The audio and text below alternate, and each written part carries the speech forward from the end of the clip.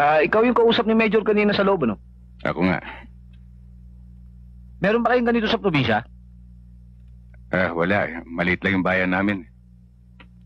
Siguro mga tinatarget nyo doon, latan at pasyong bote. Oo, yun nga. Bakit hindi mo subukin? Sa ibang araw na lang. Sige, sir. Subukin mo ng masalat mo. Sarge, nakikita mo yung korting tao na yun? Ang patatamaan mo, yung bilog sa dibdib, papapasukin mo, ha?